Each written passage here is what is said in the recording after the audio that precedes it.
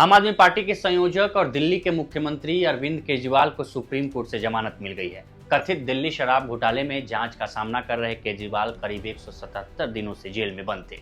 इसमें उनकी 21 दिन की जमानत भी शामिल है, यानी उन्होंने 156 दिन जेल में गुजारे हैं। अब सुप्रीम कोर्ट के जमानत देने के बाद वो जेल से बाहर आएंगे। केजरीवाल को सुप्रीम कोर्ट की 2 जजों की बेंच ने जमानत दी है। सुप्रीम कोर्ट ने कहा कि ईडी मामले में जमानत मिलने के बावजूद केजरीवाल को जेल में रखना न्याय का मजाक उड़ाना होगा। गिरफ्तारी की ताकत का इस्तेमाल सोच समझकर किया जाना चाहिए। बता दें, 12 जुलाई को भी कोर्ट ने ईडी मामले में केजरीवाल को जमानत देते हुए कहा था कि हम मानते हैं कि केवल पूछताछ के आधार पर किसी को गिरफ्तार करने की परमिशन नहीं मिल सकती। अरविंद केजरीवाल 90 दिन से जेल में बंद हैं, इसलिए उन्हें रिहा किया जाएगा। दरअसल दिल्ली शराब नीति मामले में ईडी की गिरफ्तारी पर 12 जुलाई को अरविंद केजरीवाल को जमानत मिल गई थी, लेकिन इसके तुरंत बाद सीबीआई ने गिरफ्तार कर लिया था।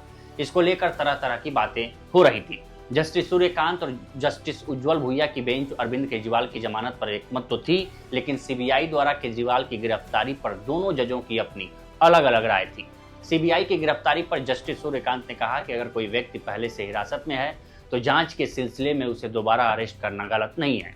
सीबीआई ने बताया है कि उनकी जांच क्यों जरूरी थी। ऐसे में याचिकाकर्ता की गिरफ्तारी अवैध नहीं है।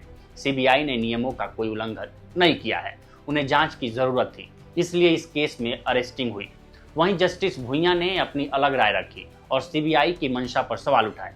जस्टिस भुइया ने कहा कि सीबीआई की गिरफ्तारी जवाब से ज्यादा सवाल खड़े करती है। जैसे ही ईडी केस में उन्हें जमानत मिलती है, सीबीआई एक्टिव हो जाती है। ऐसे में अरेस्टिंग के समय पर सवाल खड़े होते हैं।